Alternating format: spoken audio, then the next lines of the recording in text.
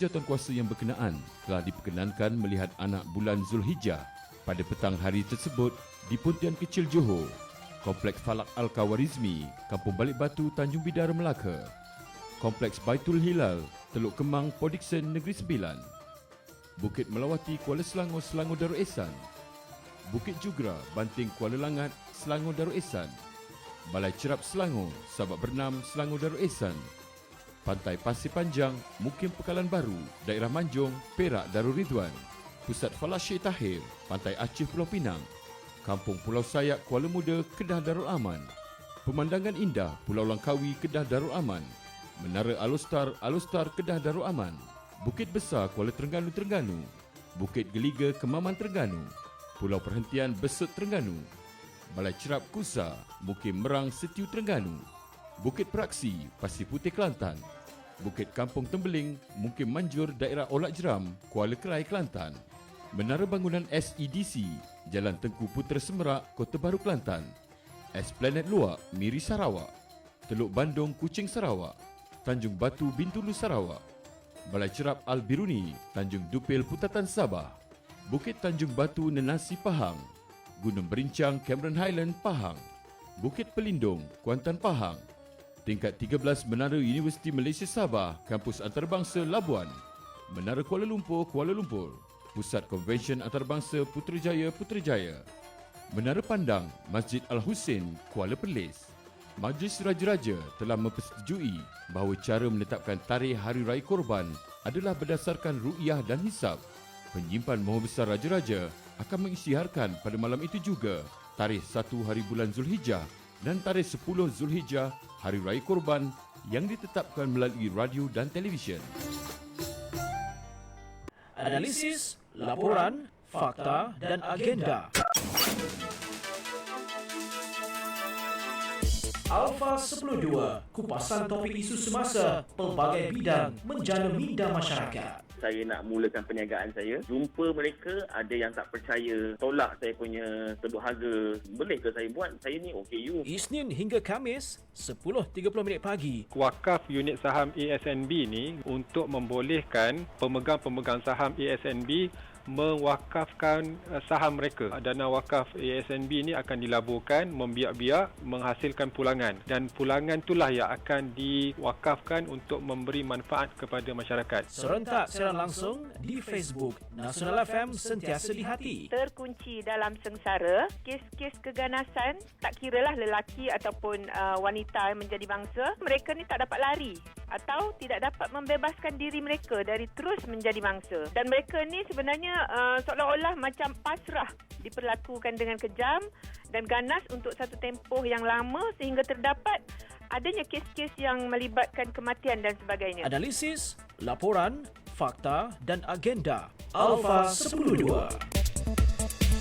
Baik, waktu sekarang pukul 10.30 pagi. Kita bersiaran menerusi slot Alpha 102 dan anda juga boleh ikuti kami menerusi Facebook Live Nasional FM, sentiasa di hati. Hai, lambai sikit ya untuk rakan-rakan saya di Facebook dan juga untuk anda yang mendengar ketika ini di frekuensi di tempat anda ataupun menerusi RTM Klik ataupun menerusi saluran Astro 869. Dan hari ini Alpha 102 diterbitkan oleh rakan setugas Noriza Ismail dan hari ini kita akan berkongsi berkenaan dengan pakej perkasa industri pos dan kurier negara.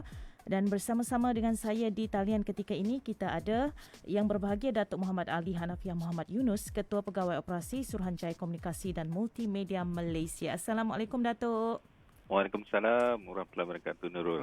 Terima kasih Datuk ya kerana sudi meluangkan masa untuk bersama-sama dengan kami di Nasional FM hari ini nak berkongsi berkenaan dengan pakej perkasa industri pos dan kurier negara ini ya. Dan seperti yang kita sedia maklum juga Datuk ya, ketika sektor lain mengalami kemelesetan akibat daripada pandemik COVID-19, sektor pos dan kurier ni masih berkembang serta menjana peluang pekerjaan sambilan. Dan seperti yang kita sedia maklum juga, peranan pos dan kurier dalam mencana sektor e-dagang juga amat penting. Dan bagi membantu usahawan kecil dan sederhana yang sudah pun yang semakin ramai berniaga secara dalam talian, syarikat-syarikat pos serta kurier utama dan pelaksanaan pelan tindakan yang diberi nama package akan melihat juga termasuk pengenalan lebih banyak pusat pungutan dan serahan ataupun lebih dikenali sebagai PUDO, ya, pudo bebas, dan strategi untuk pastikan pelan ini dapat dijalankan dengan berkesan, ya. Dan sudah tentunya seperti yang di awalnya tadi kita tahu pakej ini dianggap sebagai salah satu perkhidmatan perlu. Dan bagaimana sebenarnya sektor kurir negara menghadapi pandemik COVID-19 ini, Datuk? Silakan. Baik, Nurul, terima kasih atas mukadimah tadi. Kalau kita lihat apa pandemik COVID-19 telah membawa kepada situasi kita pada hari ini, ada perubahan dalam tingkah laku pengguna yang telah memilih untuk membeli belah secara atas talian. Mungkin atas dasar kekangan pergerakan ataupun atas dasar keselamatan, mereka merasakan lebih selamat kalau mereka order ataupun membuat pembelian atas talian. Di samping itu juga kita dapat lihat pemasaran yang secara agresif daripada platform-platform e-dagang, sebagai contoh macam Shopee, Lazada, Zalora dan sebagainya. Dan disusuli pula dengan adanya kemudahan-kemudahan yang selesa untuk transaksi dalam talian, sebagai contoh macam e-dompet ataupun e-wallet dan sebagainya lah. Dan semua ni akhirnya menjurus kepada dasar kerajaan untuk mempromosikan dan juga memacu e-dagang dan juga ekonomi digital sebagai sepenuhnya lah.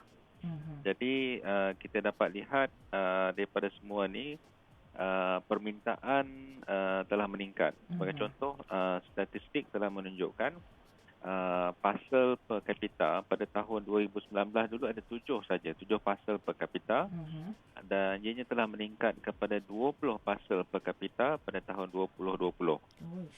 Dan kita tengah membuatkan persiapan dari pihak industri kita untuk mencapai 30 parcel per kapita menjelang tahun 2025 nanti.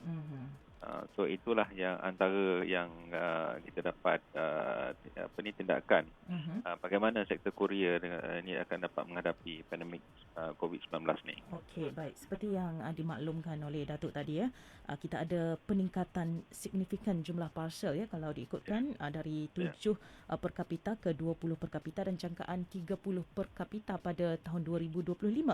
Di sebalik peningkatan signifikan jumlah parcel ini, keuntungan dalam kalangan syarikat Korea dilaporkan merosot, Datuk. Boleh jelaskan mengapa sedemikian? Okey, baik. Baik.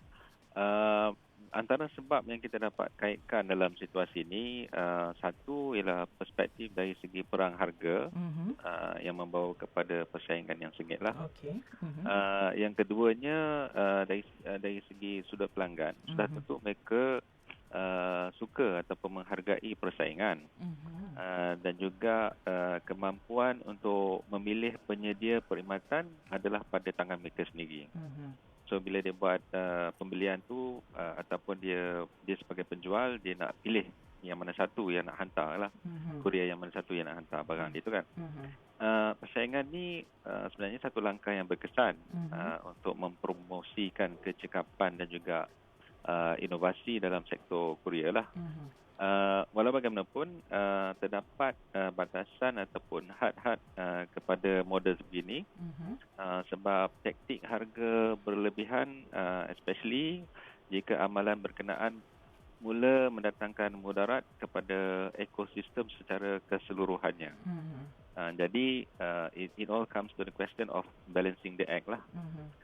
Isu perang harga ni bukanlah menjurus sangat kepada para pelanggan yang melakukan walk-in ataupun yang boleh membayar, contohnya macam RM7 1 kilogram dan sebagainya. Isu utama ialah diskaun berlebihan yang diberikan oleh operator kurier sendiri.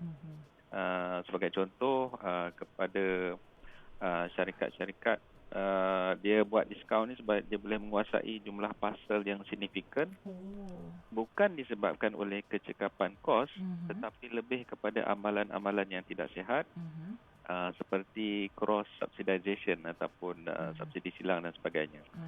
Jadi, they provide very low cost They're not making money, but it's actually being subsidized by other subsidiaries within their group of companies dan sebagainya lah. Sampaikan kita dapat tahu harga yang dikenakan tu serendah RM3 ataupun lebih rendah lagi daripada itu untuk setiap parcel ringan yang dihantar kat Lembah Kelang ni kan. Jadi we have to do something lah. Kita nampak macam persaingan ni walaupun ada, tapi mungkin persaingan ni tidak adil. Pada masa yang sama kita dapat lihat persaingan ataupun perang harga yang tidak sihat ni boleh menjejaskan kepada kualiti perkhidmatan. Pada masa yang sama kita dapat tengok aduan pun meningkat. Para pemain utama dia ada cabaran untuk menghantar ke kawasan-kawasan pedalaman yang akan menelan kos yang lebih untuk penghantaran berbanding dengan the smaller players ataupun pemain-pemain kecil hanya fokus mereka pada kawasan-kawasan komersial sahaja. Kemudian syarikat-syarikat kurier utama ni dia memang kena beroperasi untuk seluruh negara dan itulah yang mendatangkan kerugian kepada dia orang lah. Okey, itu dijelaskan ya mengapa sedemikian ya berlaku ada peningkatan, tetapi dalam masa yang sama keuntungan dilaporkan merosot ya. Dan kita juga nak tahu ya Datuk ya berkenaan dengan pelaksanaan pelan tindakan yang diberi nama package ini. Adakah ia telah diterima oleh pihak industri atau bagaimana? Okey. Kita dalam merangkakan package ni, pihak industri dan juga kerajaan dan juga semua pelbagai pemegang taruh, kita telah adakan satu makmal industri pos dan kurier negara selama 8 minggu pada penghujung tahun 2020 yang lalu. Dan kita bincangkan untuk pelan tindakan ini dan daripada situlah lahirnya package ni, iaitu pelan accelerator kurier negara atau ringkasnya ialah package lah. Jadi kalau nak ditanya sama ada diterima oleh pihak industri, sudah tentunya ia diterima oleh pihak industri dan juga pemegang-pemegang taruh yang berkenaan. Sebab kita masa makmal tu kita dah melibatkan mereka semua. So we have captured all their inputs, apa maklum balas, apa isu, apa concern dan sebagainya. Dan daripada situlah kita rangkumkan ke dalam plan strategik ni ataupun package ni yang akan berkuat kuasa selama 5 tahun daripada 2021 ni sampailah ke 2025. Antara yang kita nak cuba capai ataupun dia punya keberhasilan utama dia ialah satu something which is flexible, access flexible, yang memberi liputan perkhidmatan pos dan kurier secara menyeluruh untuk pengguna dan juga penjual melalui sistem yang kita integrasikan end to end. Sebab sekarang ni dia tak end to end, mungkin dia ada sebahagian, di penjual ada, di pengguna ada, tapi dia tak end to end. Yang keduanya yang paling penting ialah untuk meningkatkan perkhidmatan kurier ni dengan menetapkan satu benchmark ataupun penanda aras industri berpandukan kepada kualiti perkhidmatan lah ataupun quality of service untuk memastikan pelanggan dan juga komuniti perniagaan ni dapat menerima perkhidmatan bertaraf kelas 1 lah kita target for that one. So itu yang kita target bawah package ni yang telah pun diterima oleh pihak industri lah. Okey, itu berkenaan dengan package ataupun pelan accelerator kurier negara ya, Datuk ya. Dan bagaimana pula dengan PUDO ke apa sebutan dia Datuk? PUDO, Pusat Penguturan dan Serahan, dan bagaimana ia berfungsi sebenarnya? Okey. PUDO ni ataupun pick up and drop off, dia salah satu daripada inisiatif di bawah package lah. Bawah package ni kita ada 8 inisiatif strategik lah. Yang pertama sekali ialah PUDO tadilah, kita kata Pusat Penguturan dan Serahan atau PUDO. Kemudian yang kedua, perkongsian aset dan kerjasama dengan posmen komuniti. Ketiga ialah cadangan penambahbaikan kenderaan komersial bungkusan. Ketiga, insentif untuk menyokong industri. keempat yang saya nyatakan tadi ialah pendedahan kepada polisi insurans dan juga standard kualiti perkhidmatan ataupun quality of service. Dan seterusnya kajian rangka kerja pelesinan. Kita nak rombak semula pelesinan kita. Dan seterusnya peta rangkaian infrastruktur kurier dan juga sistem alamat kebangsaan. So ada 8 inisiatif di bawah package, dan yang pertama sekali ialah PUDO.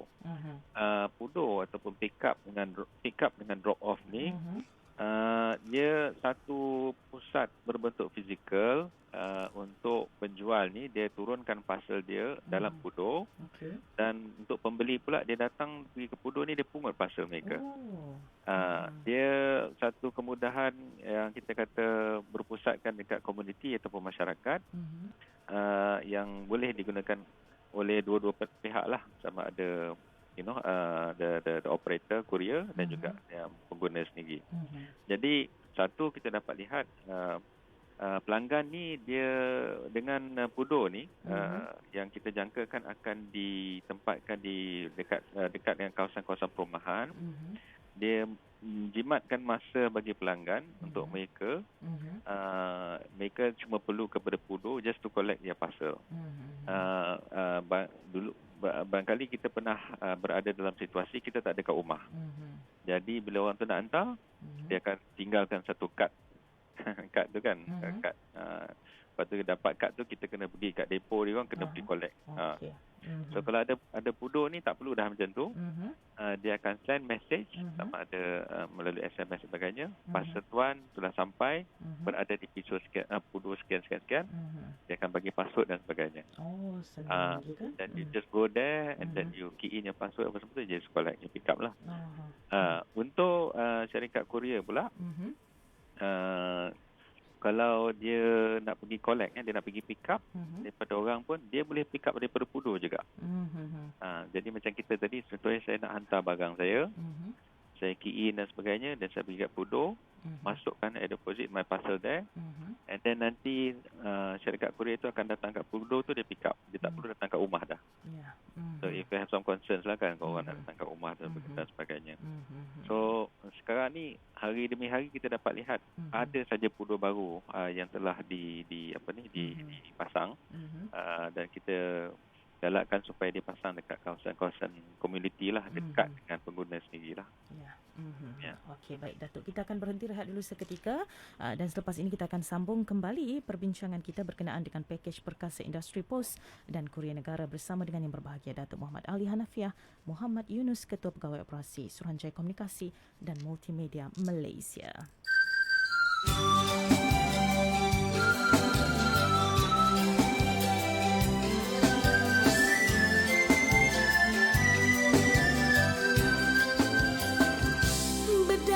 Bedah bedu, Kuala Lumpur banyak lampu. Kalau engkau suka aku, apakah buktimu? Bedah bedu, di Kelantan ada bedu. Kalau benarnya cintamu, gembira hatiku. Semenanjung pemandangannya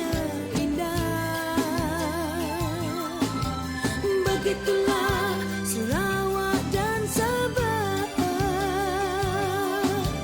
Jatuh cinta sememangnya indah, tapi mengapakah ramai orang yang kecewa? Bedah bedu, Terengganu ada bedu. Kalau benar kau merindu, datanglah padaku.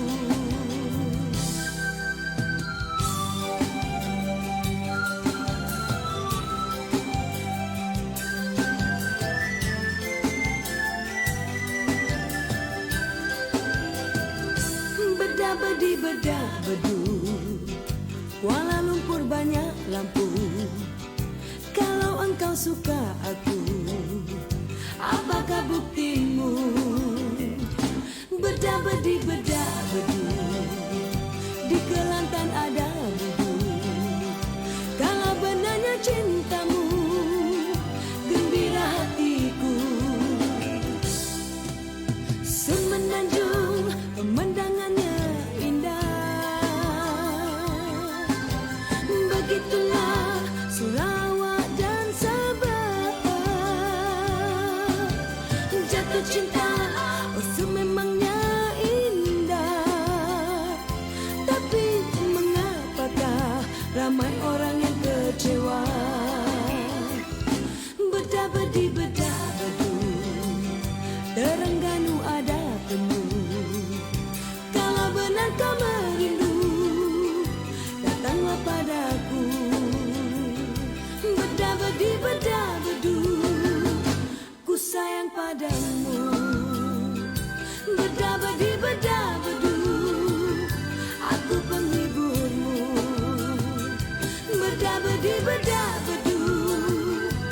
say I love you. Bedah bedi bedah bedu, I suka pada you. Bedah bedi bedah bedu, ingatlah padaku.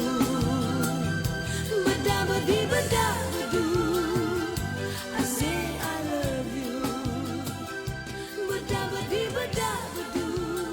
Sebuah lagu daripada Nur Sheila Amin dengan Beda Bedi Beda Bedu. Baik, kita kembali bersama menerusi slot Alpha 10.2. Hari ini diterbitkan oleh rakan setugas Noriza Ismail dan masih lagi bersama-sama dengan saya di talian.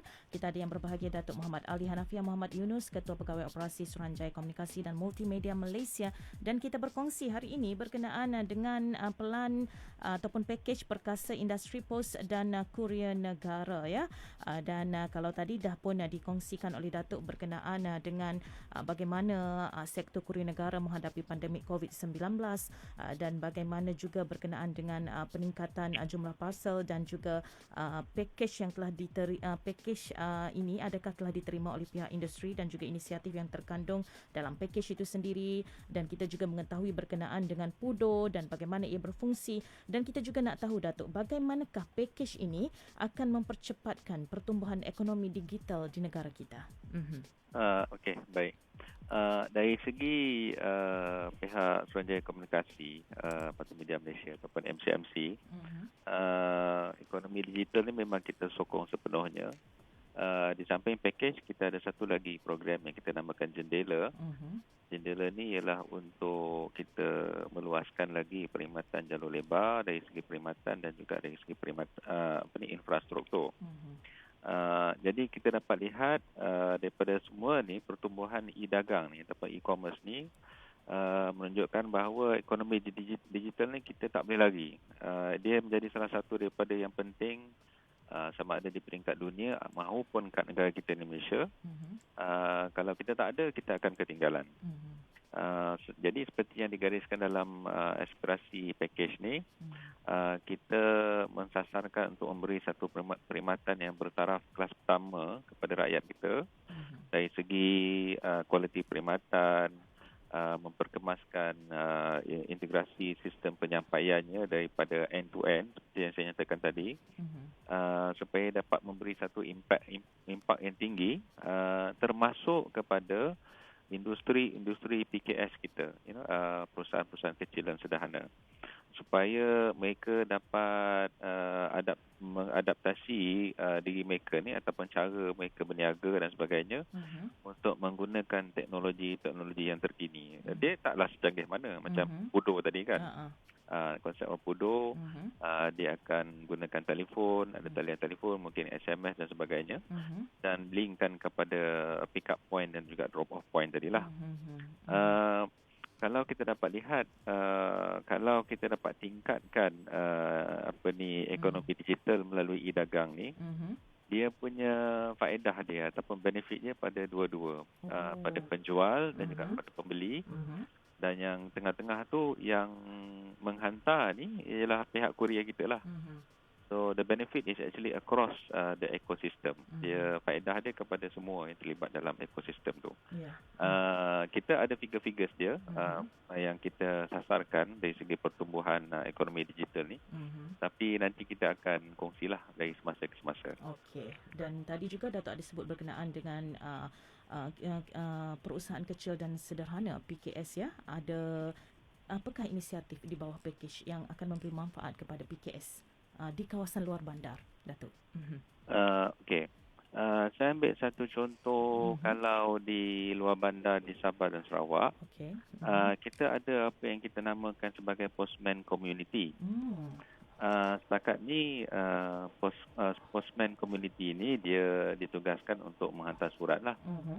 Jadi kita melalui pakej dan melalui PKS ni tadi tu kita akan kita nak memanfaatkan perkongsian aset dan juga kerjasama pihak postman community ni supaya nanti dia tidak terhad kepada penghantaran surat saja, tapi dia akan mula buat kerja untuk penghantaran parcel sekali.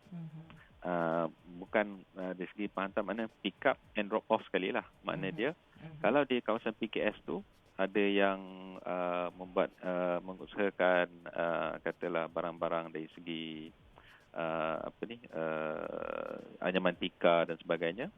So dia nak menghantar, so postman community ni akan pick up from them daripada PKS ni, dia akan bawa kepada depo-depo yang berkenaan dan seterusnya akan dipasarkan lah.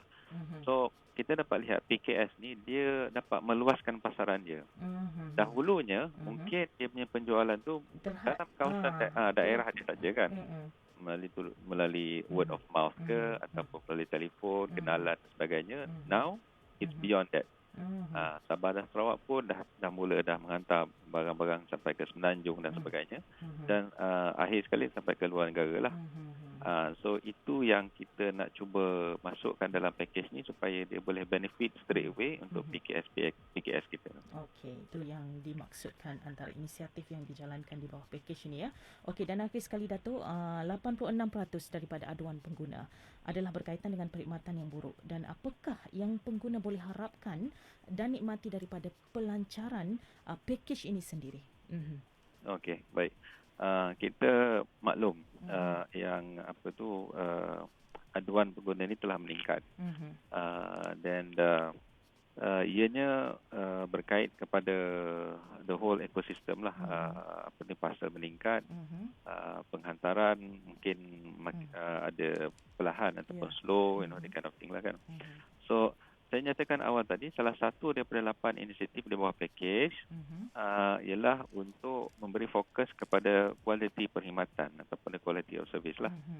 Jadi akhir-akhir ini pihak MCMC kita sedang finalize ataupun menyediakan satu garis panduan mengenai amalan terbaik industri, dan dia akan beri pada 3 aspek. Dia akan beri penekanan kepada 3 aspek. Satu, kualiti perkhidmatan. Kedua, perlindungan dan juga skim liputan. Perlindungan dan juga skim liputan untuk fasa pengguna. Dan ketiga, memberi jaminan perkhidmatan.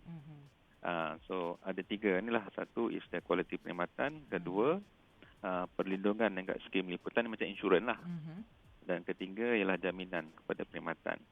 Dan kita telah menganjurkan sesi-sesi konsultasi dengan syarikat-syarikat penghantaran, dengan Persatuan Syarikat sendiri ataupun MAC, dan juga forum. Ada forum POS sekarang ni.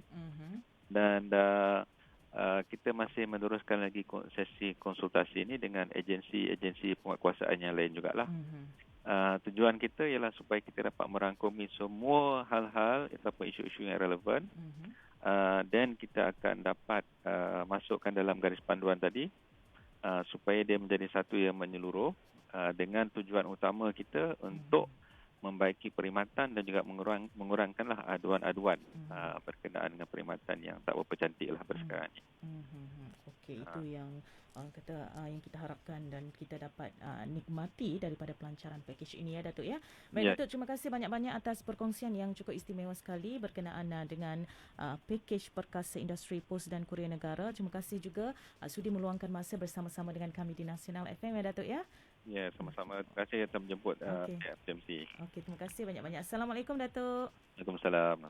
Demikian kita telah pun bersama dengan yang berbahagia Datuk Muhammad Ali Hanafiah Muhammad Yunus, Ketua Pegawai Operasi Suruhanjaya Komunikasi dan Multimedia Malaysia MCMC, dan telah pun berkongsi bersama-sama dengan anda berkenaan dengan package ataupun disebut sebagai pelan tindakan yang diberi nama package atau pelan Accelerator Kurier Negara, dan ianya mampu untuk memperkasa industri pos dan juga kurier negara. 11 pagi dunia 11 pagi, dan selepas itu untuk jam yang kedua pertemuan kita, jangan lupa 11.30 pagi nanti kita ada rancangan Tajaan. Terus setia bersama-sama dengan kami Nasional FM, sentiasa di hati. Nasional 92, 10 pagi hingga 2 petang.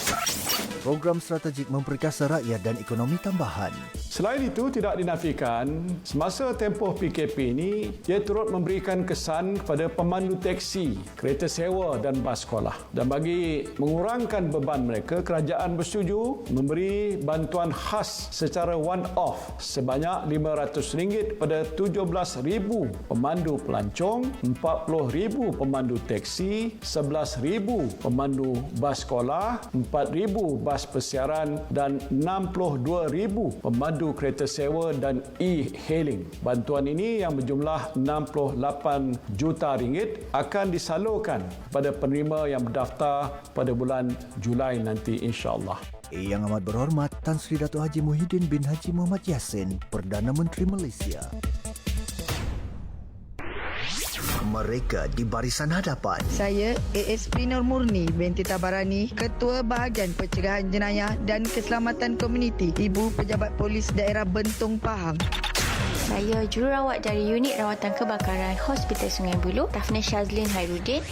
Mendepani gelombang COVID-19. Selamat bertugas kepada semua frontliner. Tidak kira sama ada yang terlibat secara langsung atau tidak, semoga kita semua bertabah dan sentiasa kuat demi keluarga dan negara kita yang tercinta. Ayuh berikan kerjasama. Sama-sama kita doakan segera jauh dari kita dan negara kita. Amalkan norma baru. Sama-sama kita putuskan rantaian ini. Ingat, kita belum menang.